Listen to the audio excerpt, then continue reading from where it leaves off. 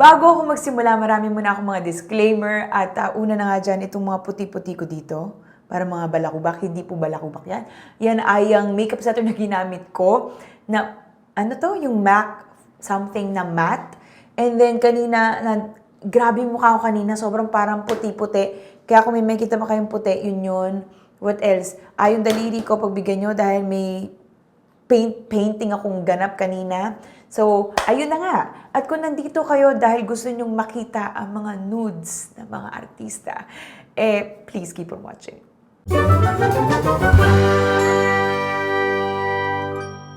Kung iniisip nyo yung talagang nudes, nagkakamali kayo. Maling video ito.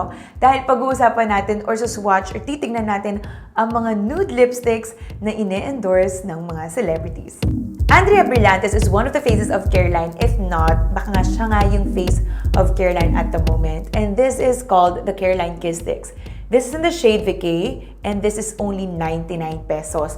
Ngayon, yung pinakakulay niya, yung type of nude niya, I was a bit confused kasi dito sa packaging, medyo may pagka-brown. So I thought parang, ano siya, beige or parang brown, and then may hint of old rose or hint of pink type of nude. And then pagdating sa mismo, sa loob, parang okay, parang old rose talaga siya. So magkaiba. And then pag-apply, iba pa rin. May parang ano siya, pagka light pink type of nude, parang muted light pink, which is not bad. And this type of nude lipstick, yung parang mas ano siya, let me check yeah, parang mas like pink siya. Yeah, parang mas pink siya in a way. Babagay ito sa parang smoky eyes talaga or even light lang yung eyes, parang like baby pink with lots of glitters para sa mga bagets, or kung gusto niyo parang subtle look lang, or kung gusto niyo like really bold eyes, okay lang din naman. As long as parang browns and medyo hindi siya masyadong contrasting sa pink. The things that I like about this lipstick is that hindi siya matte. It gives you that glossy effect which gives you a healthier appearance. Madali siyang i-glide sa lips and also hindi totally like super pigmented yung shade na to. I haven't tried the other shades yet. Pero definitely lumalabas yung kulay, buildable yung color. Hindi siya like full coverage pagdating sa labi, pero lumalabas, hindi siya patchy, and it gives that like really nice sheen on the lips. So I really love it. I love the color as well. It's not totally off, very wearable, both sa mga bata at saka sa kahit sa mga mature ang balat. Parang hindi siya off, hindi rin naman siya parang, I think lang, maging off lang siya kung like super deep ang shade. Kasi medyo parang litaw siya. Nonetheless, I find this wearable on any occasion, mapa bata or matanda. Next up, Ever Bilena with Loisa Andalio. This is what they call the matte nudes lipstick, and this is in the shade Caramelo, which retails 165 pesos. Now, this type of shade, ito yung parang beige, very skin tone. This will go very well with very smoky eyes. Kasi kung light ang inyong mata, tapos medyo skin tone, yung parang nagiging invisible ang inyong labi, magmumukha kayo maputla, magmumukha kayo may sakit, and ayaw nyo nun. So this will go very well with bold eyes. Kahit na colored, okay lang, kasi skin tone naman eh. So, kunyari, bold blue eyes. Ay, maganda yun, yung blue, tapos metallic. Perfect. What I like about this lipstick is that rich naman yung texture na. I love it. It glides on easily and magandang application on the lips. Hindi din naman like sobrang butas-butas or patching application. Hindi nagko-crumble whatsoever. It's the type of matte na creamy and so it doesn't feel like drying on the lips. However lang, hindi sa unang application or sa unang glide, hindi lang lalabas yung like sobrang buong kulay. You just have to glide it multiple times. Pero ang maganda naman sa lipstick din na to, I've tried this. You know what? Nung bata ako, bumibili ako nito yung matte lipstick na to. And then, yung swatch pa niya, makikita nyo kasi, diba, dito sa packaging niya, makikita nyo yung pinakakulay, which is good. Madali nyong ma-spot kung ano yung kulay or kung ano yung shade ng lipstick. Pero dati, ewan ko kung similar, ito na ba yun? Pero dati nasa taas siya. And then kapag tinanggal nyo yun, may product talaga sa loob. Creamy talaga yun sa loob. So, I like na accurate kung ano yung nasa loob and kung ano yung nandito. Kasi feeling ko, lipstick nga talaga nasa loob nito. Kasi nga dati, ganun nga siya. So, natry ko na siya before. And I like na nagtatagal siya. So, hindi siya madaling mapudpod. Magtatagal, like, isang taon, ganun. Or kung araw-araw na siyang gamitin, siguro mga 8 months siguro, 6 months. Basta matagal. Maganda yung shelf life. Maganda yung tinatagal nung formula niya. And so, I like it. It's also, you know, pigmented enough na nabibuild naman yung kulay niya, nabibuild naman yung layers. And also, kahit na i-blot niya siya, yun lang, hindi lang pala siya like totally matte, like the no sheen type of matte. It still has its sheen, still has its shine, pero once blotted, natatanggal naman siya, nagiging matte naman talaga siya. Something like this, see? And also, like, hindi rin naman siya sobrang nata-transfer, which is also nice. And here it is. Next up, Maybelline with Liza Soberano. This is their creamy matte lipstick and this is the shade Clay Crush. Now, hindi ako yung tipo na tatandaan talaga yung shade. Ang pinaka natatandaan ko is yung, which one was that? Parang Divine Red ba yun? And Clay Crush, kilala ko din to. Pero, nung namili ako doon sa mall, yung kulay pa rin yung tinitingnan ko. Yung parang swatch, hindi lang yung pangalan ng shade. Parang hindi ako yung tipong, gusto ko yung Clay Crush, hindi. So, nung tinignan ko pa rin siya without knowing the shade names, Clay Crush pa rin yung parang napili. Sabi ko, ayan, ano yan? Pagtingin ko parang, Clay Crush, oh, okay. So, parang namamagnet pa rin talaga ako sa ganitong klaseng nude. And so, this is what I got. It is a type of nude shade na malapit doon sa Careline kanina. Para siyang baby pink type of nude. Pero, mas ano siya, coral siya. Parang, mas coral pink. So, may hint of orange. Hindi siya like totally bright pink. So, very warm type of nude shade. It's also very creamy. It's easy to glide on. Very easy to glide on in a sense na talaga as in dumudulas na talaga yung lipstick sa labi. What I like about this lipstick, I think yung pinaka-strength niya among others is kung gaano siya kadaling i-apply sa labi. As in, sobrang dulas lang niya. And also the shade range, it's massive. Meron kayong pinks, may nudes, may plums, may reds, may browns. Nandun na lahat sa Maybelline. And also, of course, it's very affordable and very accessible. And totoo naman yung creamy matte, very creamy on the lips. There's sheen. However, i-blot nyo lang naman siya with tissue and makukuha nyo na yung no sheen type of finish. Now we have Happy Skin with Kathryn Bernardo. And this is what they call My Lips But Better Ultra Matte Lippy in the shade Authenticity.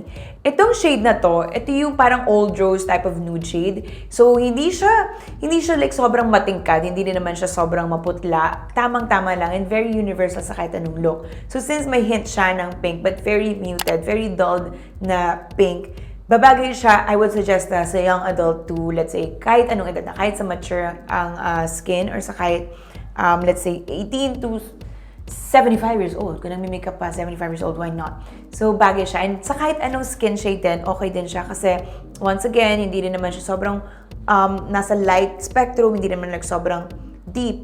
Kasi pag sobrang deep naman, sobrang like nakaka-mature naman yun. So, tamang-tama lang. My Lips But Better, I would say that's also really nice because it easily glided on my lips. Maganda yung application niya. And then the color, also, you know, pigmented. You can build up the coverage, you can build up the color. And so, it's really nice. What I like about this lipstick, katulad ng Maybelline, magandang application. Napakadaling i-glide on the lips. And I also love how it feels on the lips. And it's very comfortable. Hindi din siya drying. And hindi lang like hindi extensive yung range of shades niya, but definitely there's a shade for everyone. Next, we have BYS with Nadine Lustre, and this is their lustrous velvet lips in the shade Leo. Now, this shade, first of all, I didn't know na ang nakuha ko pala yung liquid lipstick form, which is, you know, okay, sabi ko, okay, fine, that's okay, para din may option tayo ng liquid lipstick. Now, this is in liquid lipstick form.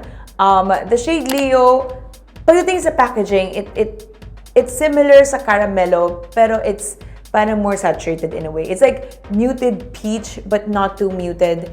And then yung peach, haluan mo ng konting orange, haluan mo ng konting red. So, ganun siyang naglalaro yung kulay niya.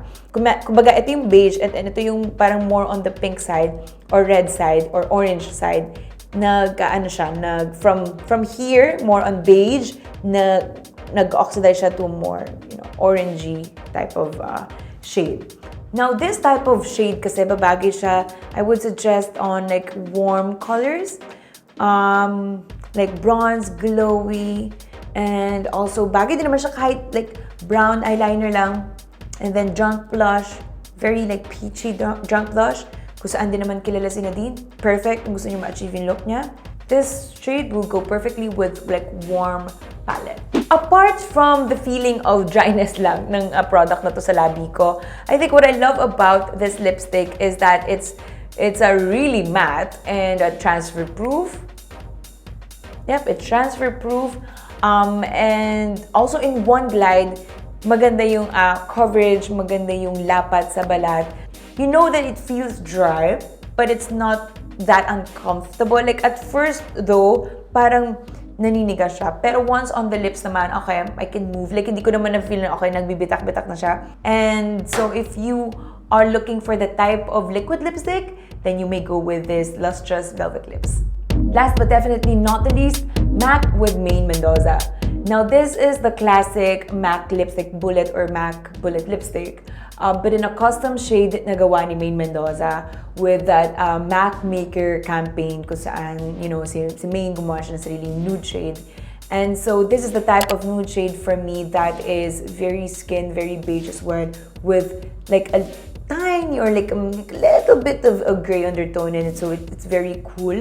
And amongst all the lipsticks that I've tried, ito yung pinakabagay sa mauve eyes ko ngayon. So mauve being like a cool tone type of color for me, it just shows kung gaano siya nag-match. Kasi nga, hindi too warm, hindi siya too cool, pero parang wala siya gaano like orange to it. There's more, mas lumalabas yung pagka-neutral shade niya. This shade will go very well with bold eyes talaga because of the parang sobrang lapit niya sa skin. Magmumukha din kayo maputla kung sakaling light lang or sobrang light lang ng eyes.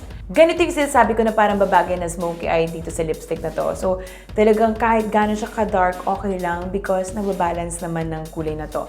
And although ngayon nakikita ko na sa ganitong shade, siguro pag super deep ang inyong skin shade, lulutang din siya because, yun nga, lulutang siya because it's a very like skin-like type of nude shade. And I think you just have to balance it. I mean, somehow, kahit naman siguro yung mga deeper in skin shade, okay lang mag-experiment with lighter shade. It's just not siguro like for everyday type of look.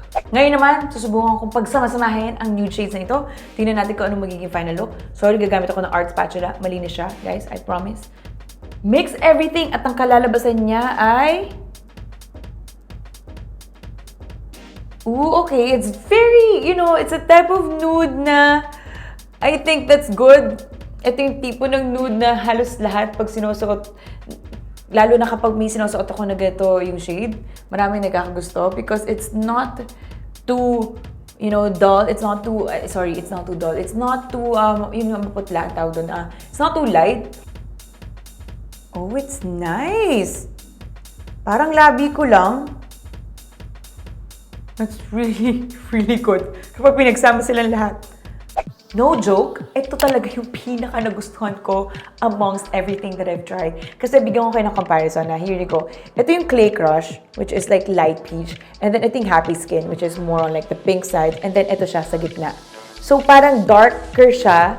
So parang mas skin or mas babagay sa akin. Tapos, hindi siya too pink, hindi rin naman siya like too orange. So nasa gitna siya. It's still on the peachy side.